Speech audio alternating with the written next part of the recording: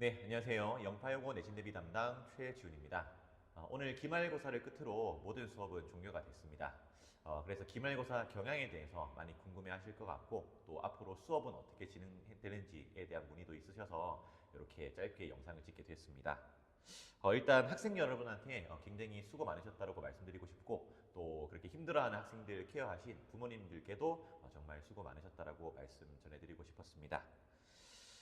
그리고 이제 좀 잘 본 친구들은 뭐 나름대로 기분이 좋겠지만 조금 이제 기대에 못 미치는 친구들도 혹시나 온 힘을 다했다면 그 힘을 다했던 경험들이 이제 누적이 돼서 2학기 또 2학년, 3학년 때 분명히 좋은 결과를 가져다 줄 거라고 저는 확신을 합니다. 왜냐면 2, 3학년 선배들 중에 보면은 9등급제에서 1등급, 2등급, 3등급도 안 됐지만 지금 또 1등급을 받는 선배들이 분명히 있고 또 그 수도 꽤 많거든요. 그래서 열심히 했다면 충분히 잘해낼 수 있기 때문에 너무 실망은 또 안 했으면 좋겠습니다. 목차는 이렇게 준비를 했습니다. 네, 앞으로 전략 어떻게 짤 것인가? 두 번째, 저희 학원 여름방학 수업은 어떻게 진행되는지, 그리고 가장 궁금해하실 오늘 기말고사 총평, 마지막으로는 오늘 시험 어땠는지에 대해서 조금 더 구체적으로 살펴보도록 하겠습니다. 일단 중간고사든 기말고사든 솔직히 말씀드리면 이제 겨울 방학 때 얼마큼 잘 닦아 놓았느냐가 많은 영향을 미칠 수밖에 없었습니다. 이게 학생들이 한번 보면은 수행평가에 일단 많이 치입니다. 그래서 시간이 없고요. 그리고 이제 이 국어의 양이 좀 사실 어마어마합니다. 중간 때에도 수능 특강, 고3 교재로 했듯이 이번에는 뭐 수능 특강이 아니라고는 하셨지만 프린트가 사실 고3 선배들이랑 쓰는 프린트가 동일했거든요. 그러니까 수준이 꽤 높았습니다.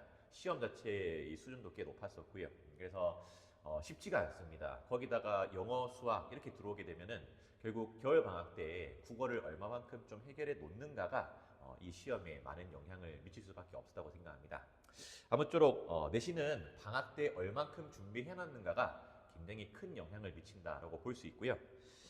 저희는 7월 12일에 수능 수업을 개강합니다. 일단 형식적으로는 수능 수업이고 실제 비문학과 문학 같은 경우에는 수능을 기반으로 저희가 훈련을 하게 됩니다. 다만 이제 문학 같은 경우에는 영파가 2학기 때 고전 작품에 들어가게 되는데 네, 그런 고전 작품들에 대한 기본기를 다질 수 있게 또 엮어놨고요. 또 영파는 이제 기말고사 때는 또 문법만 보거든요. 그때는 한글 맞춤법과 중세국어를 보게 됩니다. 네, 그래서 그런 부분들을 준비를 해놨기 때문에 혹시나 이 1학기를 거치면서 이제 좀 힘에 벅찼다, 따라가기 너무 힘들었다는 친구들은 역시 제가 말씀드린 바와 같이 이번 기회를 통해서 챙겨보는 것도 나쁘지 않을 것 같습니다. 오늘 이제 난이도를 제가 말씀을 드리면 상 정도로 평가를 할 수 있을 것 같습니다. 중간고사는 제가 한 중상이나 중 정도로 평가를 했었는데요. 좀 어려웠습니다. 그럼에도 불구하고 현재 저희 학원 재원생 중에 100점은 있고요. 네, 이런 친구들은 조금 논해를 좀 해야 될 것 같습니다. 왜냐면 이 좀 편차가 좀 많이 심했습니다. 그래서 90점 이상의 친구들도 꽤 있는 편이긴 한데 그래도 전반적으로 이제 80점대를 받던 친구들은 중간고사보다는 점수가 일정 소폭 하락한 느낌의 친구들도 꽤 있었고요. 다만 이제 중간고사는 문학 위주였고 이제 기말고사는 문법 위주다 보니까 좀 문법을 잘하는 친구들은 좀 성적이 오르기도 했어요. 네, 그래도 이제 전반적인 어떤 분위기 자체가 중간고사보다는 조금 어렵다라는 분위기가 좀 지배적이었고 아무래도 중간고사 때 좀 70점대 받던 친구들 입장에서는 이 문법이 좀 더 어렵게 다가올 수밖에 없거든요. 네, 그래서 그런 친구들이 좀 더 어렵다 했기 때문에 실제로 난이도는 상으로 하는 게 맞겠습니다. 물론 이제 이런 친구도 있겠습니다만은 그리고 이제 등록화 같은 경우에는 저는 이제 뭐 말씀을 드리고 싶지만은 이런 영상은 대외적 공개이기 때문에 또 이제 시험 끝날 때까지 이런 거를 또 알고 싶어 하지 않는 친구들 많아서 제가 개별 연락 주실 경우에만 예상 등록컷을 제공해 드리고 있고요. 중간고사 때는 제가 80점 후반으로 예상을 했었습니다. 근데 실제 나온 결과는 80점 중반으로 많이 낮아졌거든요. 그래서 뭐 주변에서 들리는 어떤 소문들 이런 거에 크게 구애받지 않으셔도 될 것 같습니다. 그때 뭐 저도 이제 많이 이제 그런 소문을 듣다 보니까 시험이 쉬웠다 해서 80 후반으로 잡았지만 실제 나온 결과는 80 중반이었거든요. 아마 이번에도 좀 저는 뭐 어렵다고 생각하는데 어떻게 나올지는 사실 결과는 까봐야지 아는 거거든요. 그래서 제가 드리는 정보는 다 참고용으로만 하셨으면 좋겠습니다. 일단 그래도 이제 결과를 떠나서 분석을 해놓는 건 굉장히 중요합니다. 첫 번째는 학교 기출 스타일에 적응 못한 친구들은 이 시험지가 어려울 수밖에 없습니다. 시험지 전반은 제가 직본날에 풀렸던 그리고 이제 그 전에 풀렸던 것과 약간 거의 보기 박스의 어떤 사이즈나 어떤 말의 느낌들이 비슷했을 겁니다.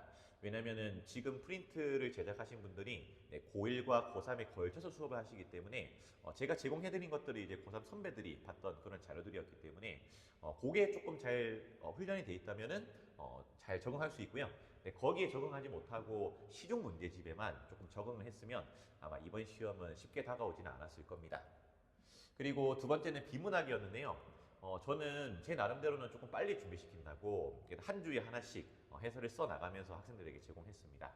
이게 뭐 시중에 비문학 해설서가 나온다 해도 거의 시험에 임박해서 나오기도 한데 저는 시중에 해설지가 나오기 전에 제가 전부 다 직접 써서 제공했거든요. 그래서 이거를 한 주에 하나씩 해결 안 하면 나중에 큰일 난다라고 했는데 이것도 이제 잘 해낸 친구들은 뭐 무난했겠지만 비문학에 생각보다 또 소홀히 했으면은 점수 따기 쉽지 않았을 겁니다. 왜냐면 처음으로 비문학 3개가 동시에 출제가 됐거든요. 그래서 오히려 문법이 거의 대다수로 나올 것 같았지만 비문학 만만치 않게 한 11문제 정도 출제가 되었습니다. 그리고 학교쌤이 문법 기본기 프린트를 주셨어요. 형태소와 관련된 단어와 형성. 역시 적지 않은 문항수가 출제가 됐습니다.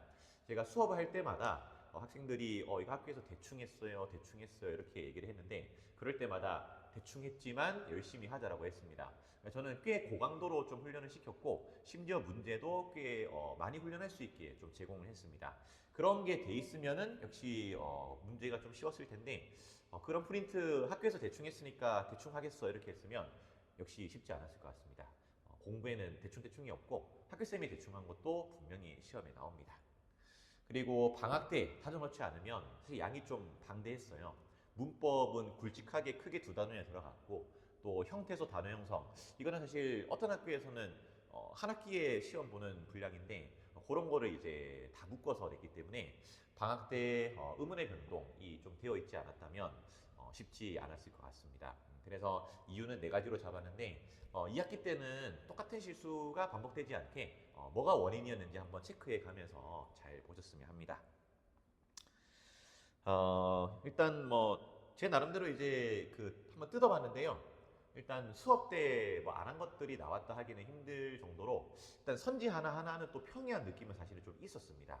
예를 들면 뭐 4번 문제의 맏형 같은 경우에는 뭐 1권, 3권을 비롯해서 추가 문제 테스트에 여러 군데 있었기 때문에 이런 거는 이제 고민 시간 없이 바로 빠르게 짚고 넘어가는 게 좀 필요했고요. 그리고 외골은 사실 뭐 여러 번 언급했습니다.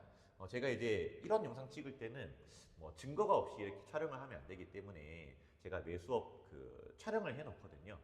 그래서 이렇게 무려 수업 시간에만 3번을 얘기했고 또 문제도 꽤 많았기 때문에 이런 것도 어떤 고민의 시간 없이 바로 체크하고 넘어갈 수준이었어야 되고 그리고 서답형 이번에 서서는 제가 2주차 수업 때 길에 서서 울었다 뭐 이런 문장을 하면서 또 역시 계속해서 이제 제가 수업에 던졌던 그런 부분들입니다. 그래서 이런 것 정도는 조금 빨리 쳐냈어야 됩니다. 쳐냈어야 이제 뒤에 비문학에서 좀 풀 수 있는 그런 시간을 좀 확보할 수 있는 거죠. 네, 아무튼 이런 것들은 이제 난이도 하에 해당되는 부분이었고, 그리고 이제 난이도 중을 한번 좀 보도록 하겠습니다. 일단 9번 문제는 이중모음에 관해서 나왔습니다. 이게 시험 전날에도 약간 좀 혼란스러운 부분들이 있었는데, 근데 이제 저는 1주차 때부터 이제 개강 때부터 이미 얘기를 했습니다. 얘들아, 이 영파 요거는 이중 모음을 한 개로 볼 수도 있고 2개로 볼 수도 있어. 그리고 이제 보기에는 분명히 김 교수, 박 교수에서 이견을 제시할 거야. 그걸 이제 기강 때부터 끝날 때까지 계속 제가 강조를 했습니다. 역시 그대로 나왔고 또 직전 날에도 그대로 연습을 했었거든요. 여기에서도 고민이 사실은 좀 없었어야 됩니다. 물론 난이도가 중이긴 하지만요. 그리고 이제 그 아무래도 수련회를 갔다 오다 보니까 뒷부분의 문법은 학교에서도 이제 좀 세게 수업을 못 하셨어요. 그래서 기출을 보면서 만약에 어렵게 나온다면 시제 자체를 어렵게 묻기보다는 어떤 기본기를 물을 거다.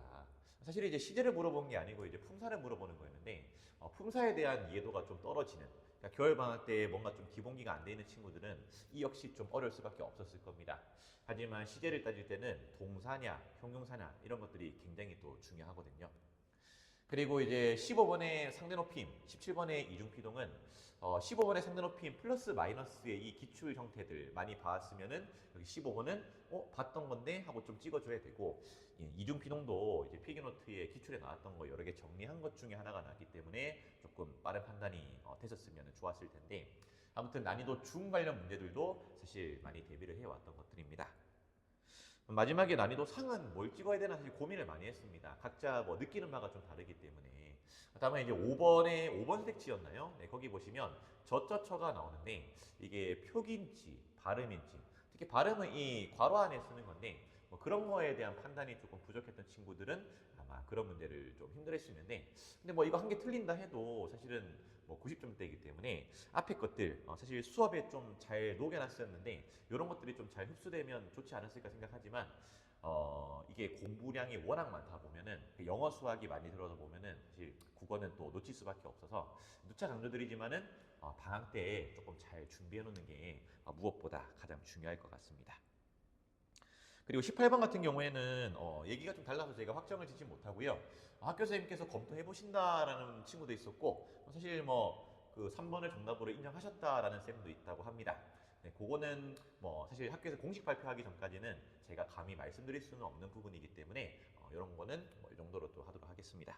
18번이 전원 정답 처리가 된다 하더라도, 이게 3번이 만약에 정답 처리가 된다 하더라도 사실 뭐 상위권 보면은 거의 다 3번 골랐기 때문에 어떤 뭐 그 등급이나 등수의 변동폭은 크게 많진 않을 거라고 생각합니다.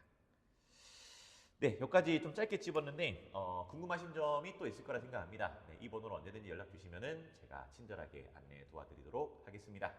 네, 그럼 지금까지 시청해 주셔서 감사합니다.